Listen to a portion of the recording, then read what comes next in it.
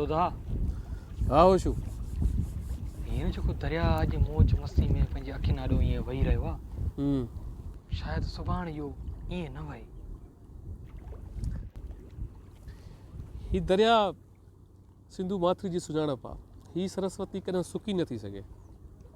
ही सरस्वती त सिंधु माथरी जी सुञाण आहे। हिन खे अॻु में केतिरा ई दफ़ा बंदि करण जी कोशिशि कई वई आहे पर सभु नाकाम। ही सरस्वती पंहिंजो ऐं सिंधी क़ौम जो वजूद हमेशह क़ाइमु रखंदी। पर दोदा वॾा माण्हू त पंहिंजो फ़ैसिलो करे चुका आहिनि। पोइ छा आहे,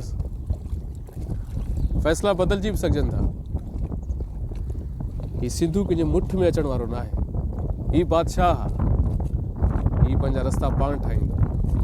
हिन खे महासागर सां मिलणो ई हूंदो आहे। जीअं आशिक़ पंहिंजे महबूब सां मिलंदो आहे।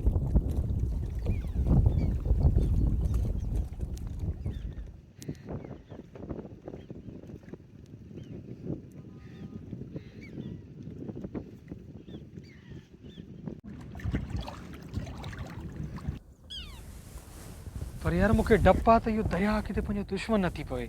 न, ही सिंधु सिंध जो दुश्मन कॾहिं नथी थी सघे। ही सिंधु मां आहे हिन तहज़ीब जी। दुश्मन त उहे आहिनि जेके हिन खे बंदि करणु चाहिनि था, पर उहे शायदि नादान आहिनि। उन्हनि खे ख़बर न आहे त तारीख़ में केतिरा ई दफ़ा हिन खे बंदि करण जी कोशिशि कई वई आहे, पर सिंधु बादशाह पंहिंजो रस्तो हमेशह पाण ठाहियो आहे। पर असांखे बि कुझु करिणो पवंदी दोदा। अछ त वचन कयूं त सिंध जी वाण वाण वस्ती वस्ती जर जंग में इहो पैगाम ॾियूं त सिंधु दरिया न रुगो दरिया आहे पर असां सिंधियुनि जी सुञाणप आहे। मां तोसां गॾु आहियां। उथो सिंधु वजा वारिस सिंधुअ खे बचायो। उथो सिंधु वजा वारिस सिंधुअ खे बचायो। ॿेड़ीअ जो घर